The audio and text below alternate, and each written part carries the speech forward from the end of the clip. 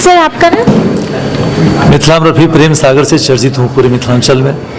संस्कृति को लेकर, मिथिला की संस्कृति को लेकर लोग कहते हैं कि उतना बढ़ावा नहीं मिल पाता है मिथिला की संस्कृति को। जैसे मतलब बॉलीवुड को जगह मिल गई है, बॉलीवुड में संगीत को और भोजपुरी संगीत को, मिथिला की संगीत को उतना मतलब कहे तो एक इंटरनेशनल लेवल पर, नेशनल लेवल पर उतना लोग नहीं जानते हैं। बिहार में जानते, बिहार से बाहर नहीं जानते। तो उसके लिए मिथिला स्वर्णिम संस्थान क्या क्या रोड मैप बनाएगा? देखिए, सबसे पहले मिथिला को जानते हैं कैसे, मैं बता रहा हूँ। विद्यापति, कवि विद्यापति, जिनका नाम पूरे वर्ल्ड इतिहास में है, आप जानती हो, और उनका जो गीत है, शैली गीत है, पहले तो पूरे भारत में कह दीजिए जगह जगह पे उनके नाम से विद्यापति सिनेमा भी बनी हुई है और विद्यापति संगीत है। एक जैसे रविंद्र संगीत बंगाल में, उसी तरह से विद्यापति संगीत पूरे मिथिलांचल में एक कल्चरल अपना फीडबैक देती है और हम लोगों को रोशनी के रूप में विद्यापति संगीत काम आता है। तो हम लोग जैसे जुड़े हैं, मैं जैसे इसमें जुड़ा हूँ स्वर्णिम मिथिला संस्थान से, तो इसका उद्देश्य एक ये भी है कि कल्चर को कैसे आगे बढ़ाएं। तो उसमें संगीत भी कल्चर से जुड़ा हुआ है।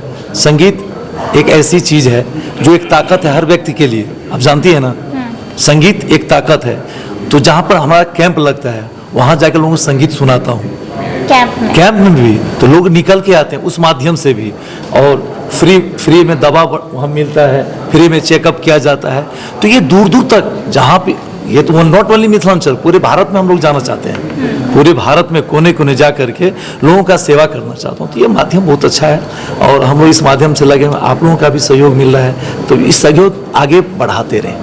हम चाहेंगे सिर्फ 2 लाइन आप कुछ गुनगुना दें, हमारे दर्शकों तक आप अपनी आवाज़ पहुंचा दें। रफी के लिए, रफी का गाना मिथिलांचल मैथिली में जो मैं हिट गया है ना, बुरा न मानो संग एक बात कहे, प्रीतम बात कहे, जो बसी कतो त मिथिले में बसी, मिथिले में बसी। जनक के भंडार में नहीं प्रेमक कमी, नहीं स्नेहक कमी, जो रही कतो त मिथिले में रही, मिथिले में बसी।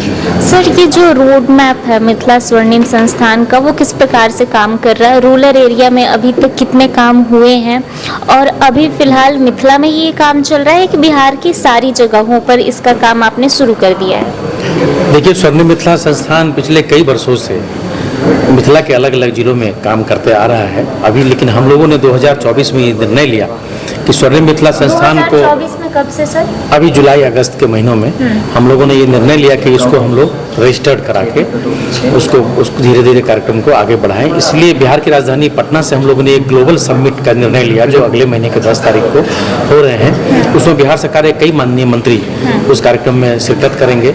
और जो हमारा एजेंडा जी अभी आपने सुना, जो अलग अलग एजेंडा है, जो NRI के लिए कैसे उनके परिवार के कल्याण के लिए काम हो, जो मेजर माइग्रेशन हुआ पड़ा है यहाँ, आधी आबादी मतलब 12 में से 12 करोड़ की आबादी है इस राज्य की, 6-6.5 करोड़ की आबादी है यहाँ, लोग बाहर चले गए, तो उनको कैसे अपने राज्य में जो है नौकरी मिले और लोगों को एक इंफ्रास्ट्रक्चर, एक लॉ एंड ऑर्डर लगे कि मन को शांति मिले कि लोग दूसरे राज्यों में ना जमीन और फ्लैट ना खरीद के अपने घर में रहना शुरू करें। ये सब तमाम चीज़ों के लिए सर एक फंडिंग की ज़रूरत पड़ती है। जैसा कि मैंने सर से भी पूछा था फंडिंग के बारे में, तो उन्होंने कहा था कि फंडिंग की स्थिति है जो भी संस्थान में बहुत दयनीय। देखिए, कुछ अगर इसका आपने क्या सोचा, फंडिंग कैसे होगी? कुछ अगर बड़ा कार्य, अगर आप सामाजिक गतिविधि के लिए, समाज के हित के लिए अगर आप कुछ बहुत बड़ा कार्य अगर करते हैं तो फंडिंग कोई ज़्यादा अड़चन नहीं आती।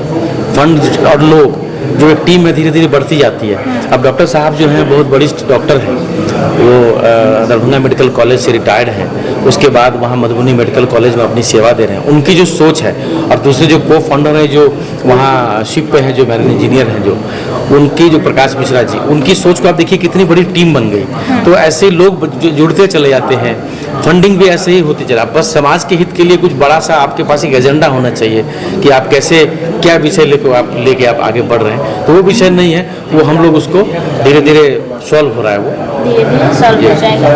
सर, एक और क्वेश्चन है कि मिथिलावासी जो है सारे मिथिलावासी नहीं, लेकिन कभी कभी देखने को मिलता है कि मिथिलांचल के जो लोग हैं वो कहते हैं कि मिथिलांचल एक अलग राज्य बनना चाहिए। तो आप सब भी मिथिला से है, तो आपका इस पे क्या सोचना है, क्योंकि ये बहुत सुनने को मिलता है, न्यूज़ में भी ये सब खबरें आते रहती है। जी, हम तो चाहते हैं कि एक मिथिलावासी होने के नाते हम तो चाहते हैं कि हमारे वहाँ हमारी भाषा अलग है, हमारी संस्कृति अलग है, खान पान अलग है। हम जो पूरा हमारी लिपि है, जो मिथिला लिपि है, तो हम तो चाहते हैं कि जो अर्हता एक राज्य पूरा करता है वो सब हमारे पास है। तो हम तो लगातार, हम एक लोक जनशक्ति पार्टी रामविलास के युवा राष्ट्रीय उपाध्यक्ष भी हैं, तो हम तो कई बार ये सब मांग, हम लोग धरना स्थल पर भी कई बार बैठ के ये चीज़ बोल चुके हैं। और स्वर्णिम मिथिला संस्थान भी यही सोच रखता है कि एक स्वर्णिम मिथिला के विकास के लिए जो एक अलग राज्य, पृथक मिथिला राज्य के लिए जो है, जो आगे अगर धरना आंदोलन देना पड़ेगा तो संस्थान करेगा। हम लोग इसके समर्थक हैं। धन्यवाद सर। सर आपका नाम? मैं मनीष रंजन, चीफ इंजीनियर हूँ मर्चेंट नेवी में। सर, जो 10 तारीख को आपका ग्लोबल समिट होने वाला है, उसमें एनआरआई कौन कौन आने वाले हैं, कौन कौन बोर्ड मेंबर है, क्या आप कुछ रिवील कर सकते हैं? एनआरआई जो अभी जो पटना में आए हुए हैं वो आएंगे, कुछ शिपिंग से रिलेटेड रहेंगे और कुछ हेल्थ से रिलेटेड रहेंगे। सारे एनआरआई मतलब सब सिर्फ शिपिंग वाला नहीं है, एनआरआई जो भी बाहर रहते हैं, बिहार के एनआरआई जो बाहर रहते हैं उसमें से कुछ लोग आएंगे, और जो नहीं आ पा रहे हैं वो जूम मीटिंग के थ्रू द्वारा ऑनलाइन जुड़ेंगे, जिस वक्त हाँ वो जुड़ेंगे बाहर से। और बाकी यहाँ के मिनिस्टर और कुछ आईएएस आ रहे हैं, तो मिनिस्टर, IAS और जैसे एक नाम लिया था इन्होंने, दिलखुश जो जिन्होंने रोडवेज बनाया है, उसको सीईओ दिलखुश जी, वो आ रहे हैं। हाँ, तो इस तरह से और भी लोग जुड़ रहे हैं। अभी तो 10th का है ना, 10th का तो हम लोग और भी ज़्यादा लोग कॉन्टेक्ट कर रहे हैं, तो कंफर्म करते हैं, अभी आगे भी पता चलेगा। सर, रूरल एरिया में आप अभी तक जो है कि आपने इसका जो एजेंडा है रूरल एरिया में जाकर बताया है, रूरल एरिया में आप लोग गए हैं सभी लोग? मेरा जनरली अभी ये एनआरआई वाला कॉन्सेप्ट है, तो कॉन्सेप्ट गवर्नमेंट से वो डिमांड करना है कि एक सेपरेट काउंटर एनआरआई के लिए, ताकि आपका जो है कॉन्सेप्ट हो। हाँ, तो ताकि मैं ये चाहता हूँ एनआरआई जो बिहार का जो एनआरआई है वो बिहार के बाहर इन्वेस्ट ना करे, पूरा अपना इन्वेस्टमेंट बिहार के अंदर करे, ताकि बिहार का डेवलपमेंट हो। जैसे मैंने खुद अपना एग्जांपल दिया, बिहार मैंने बेंगलोर में जाके, तो कुछ भी, मेरा फ्रेंड है जो हांगकांग में काम करता है और उसने नॉर्थ ईस्ट में जाके हैंड वॉश का फैक्ट्री खोला, तो वो बिहार में ना खोल के वो वहाँ नॉर्थ ईस्ट में जाकर खोला। तो मैं चाहता हूँ वो बिहार का है, तो वो यहाँ के आके इन्वेस्ट करे, सारा बिहार का एनआरआई बिहार के अंदर इन्वेस्ट करे, बिहार के बाहर ना इन्वेस्ट करें। इसके लिए गवर्नमेंट हमें फैसिलिटी कुछ दे, तभी अब तो हम ये सोचेंगे ना। ये फैसिलिटी पंजाब में ऑलरेडी है 2002 से, उनके लिए एक सेपरेट विंडो, सेपरेट कोर्ट है, सेपरेट पुलिस स्टेशन है, सेपरेट पूरी मिनिस्ट्री उनकी सेपरेट है। सर, मैंने मेरे को कुछ दिन पहले राजस्थान के कुछ लड़के मिले थे जिन्होंने कहा कि हम यहाँ एग्जाम देने आए हैं और आज हम बिहार में आते हैं तो बिहार वासियों को लगता है कि बिहार बहुत आगे है, लेकिन जब राजस्थान के बच्चे आते हैं और हमसे बात करते हैं तो बोलते हैं कि राजस्थान से बिहार 50 साल पीछे है। तो ये जो कंसेप्ट है राजस्थान वाले लोगों का, या फिर पंजाब या हरियाणा कहीं से भी लोग आते हैं, तो ये जब बोलते हैं तो हमें भी लगता है कि अरे यार ऐसे बोल रहे हैं, खराब तो लगता है। तो इसके लिए आप लोग क्या रोड मैप बनाएंगे आने वाले समय में, फ्यूचर में क्या आपकी महत्वाकांक्षाएं हैं इसको लेकर? ये एजुकेशन है, गवर्नमेंट से एजुकेशन सिस्टम को ही बेटर करना है।